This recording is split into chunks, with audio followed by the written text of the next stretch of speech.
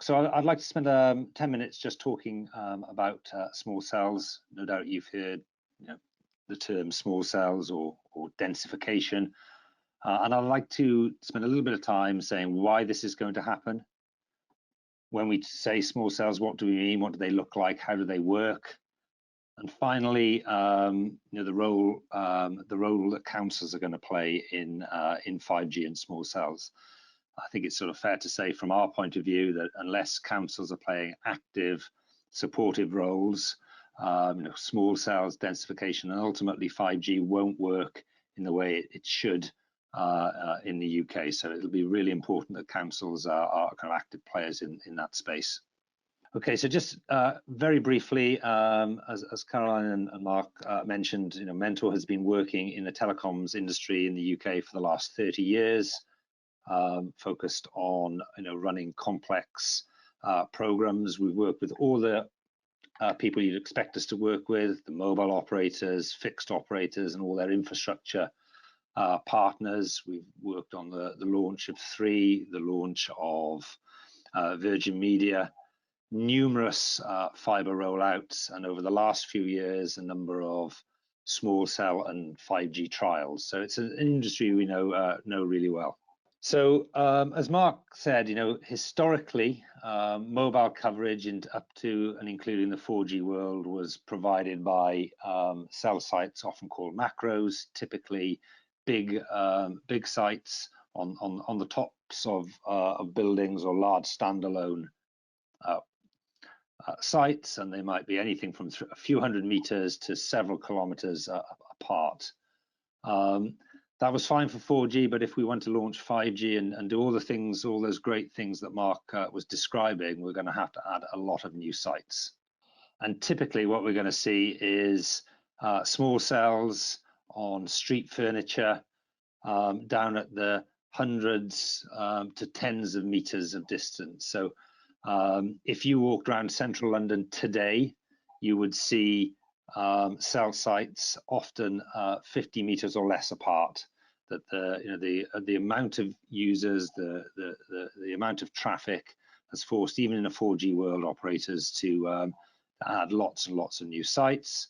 And although London is unique, it really is just a precursor of what all city centres are going to see over the next 5 to 10 years. And I think it's fair to say that over that period, we will see those sort of densities, sites every 50 to 100 meters in the busiest parts of your cities become commonplace. So, as Mark was saying, a typical operator today in a 4G world might have 15,000 sites across the UK, but the majority of those in urban settings. By 2030, you could easily see that cell site count grow to 60,000 sites, so 3 small cells for every existing site they have today.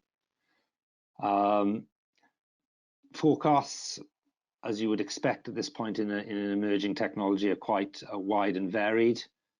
We expect the UK to be quite slow to the party, unlike Asia, South Korea, Japan, Hong Kong, America, parts of continental Europe.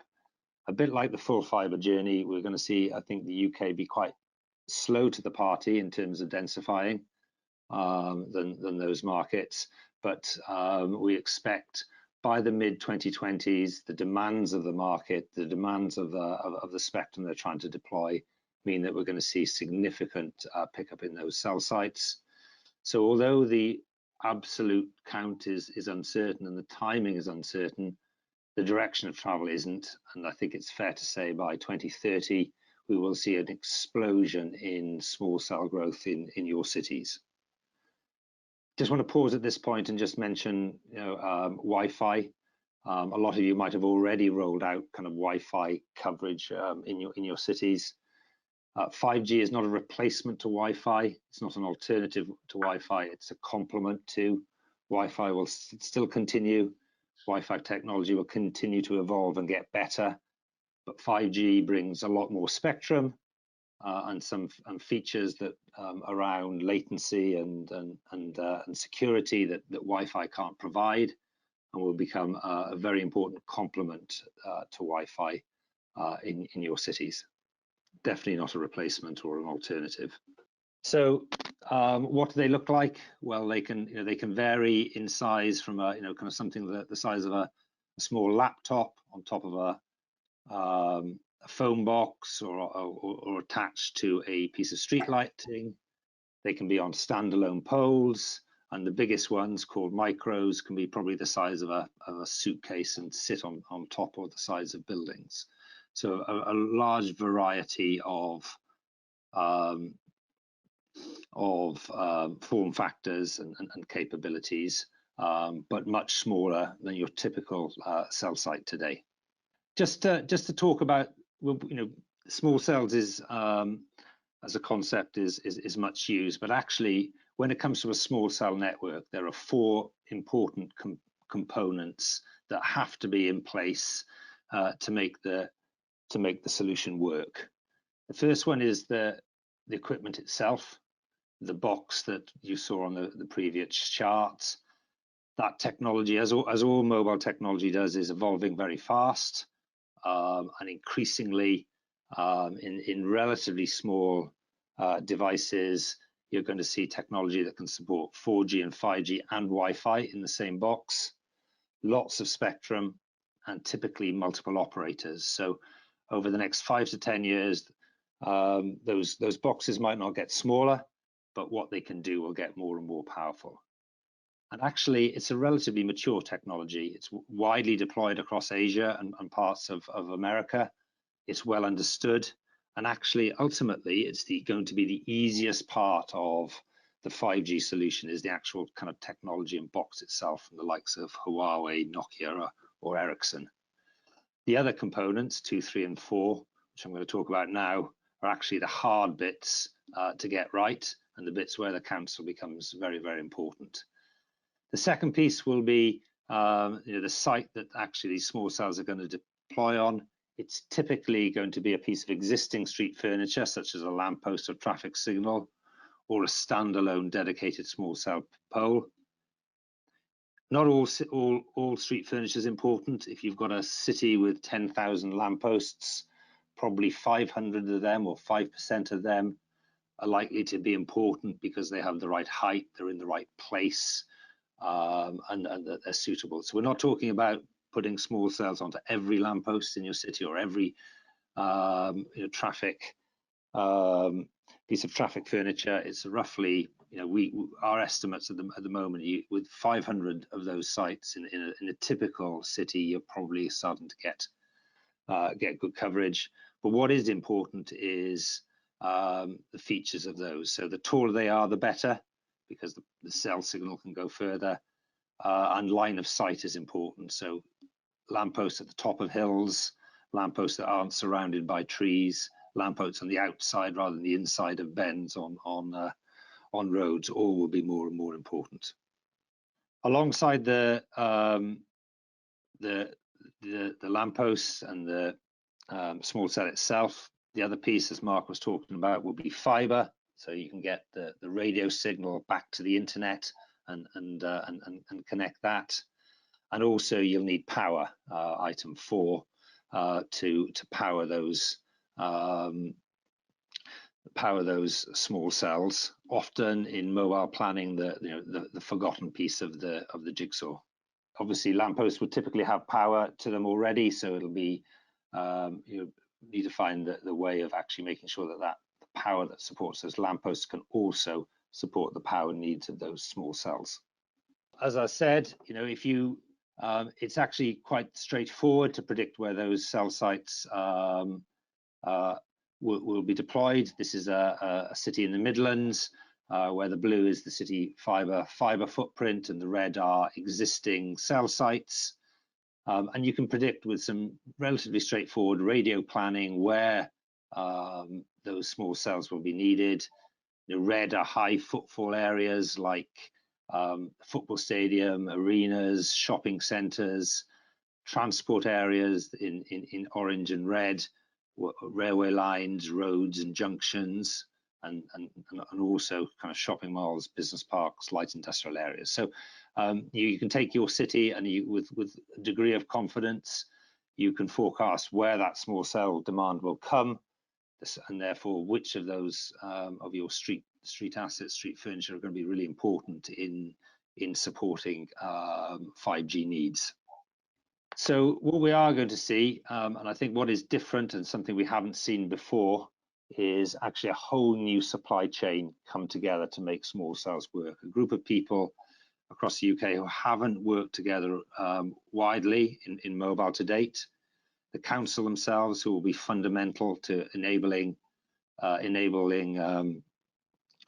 the availability of assets in the way Mark was describing.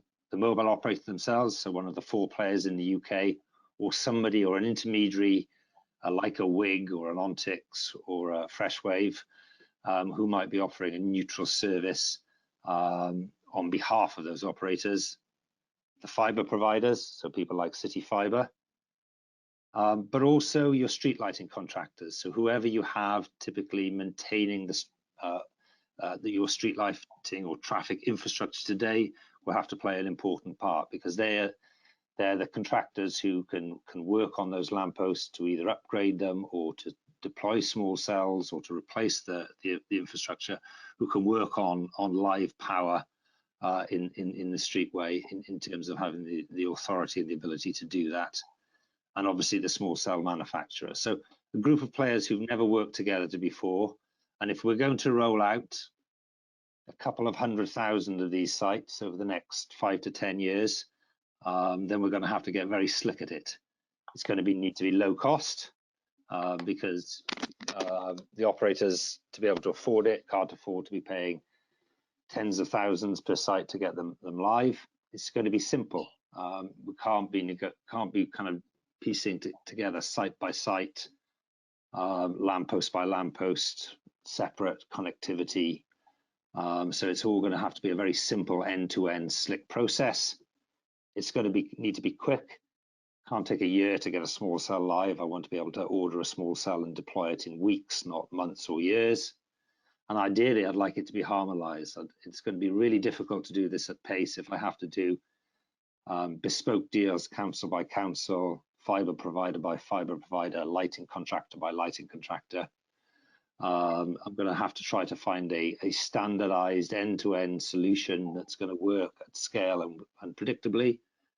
And as you might imagine, that's not straightforward. It's not something that's going to happen overnight. But if we have an ambition to roll out tens of thousands of these sites a year by the mid-2020s, it's a sort of supply chain that needs to start organizing itself now, a set of processes and commercial agreements that will need to be put in place now to get all this to work.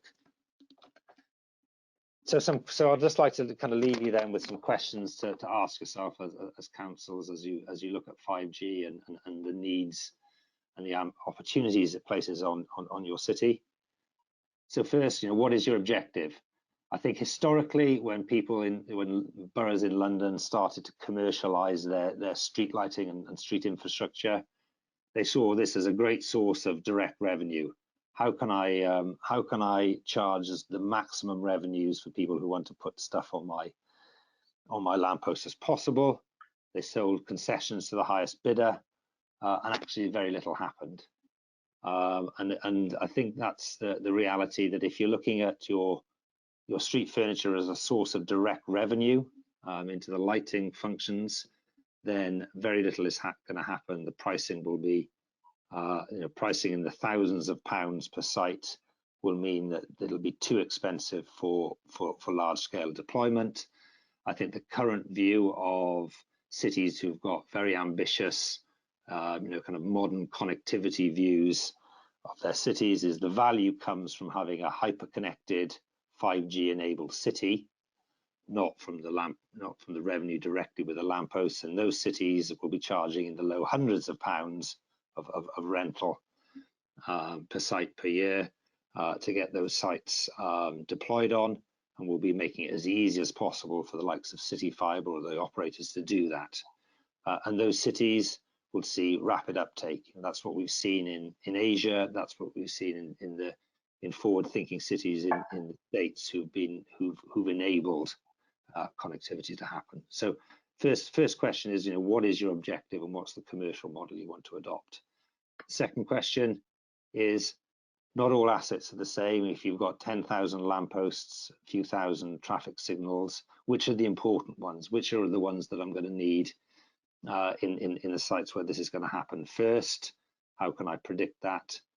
And how can I make sure that they're going to be ready for use when that densification wave happens? Third question, what does that mean for my existing contracts? If I've got term maintenance contracts with a street lighting contractor or a traffic maintenance contractor, traffic signal contractor, if I've got a 25-year PFI deal with a third party for the build and maintenance of those street lighting, what can I do? What do those contracts allow me to do to sort of speed up 5G deployment in my cities? And then finally, how can I make sure that I'm joined up in my thinking? In question 4. For example, if you've got big street lighting programs that are underway, LED replacements, if I'm visiting all these street columns over the next few years, how can I take advantage of that to make sure that the 500 that are going to be important to me are ready to go for 5G?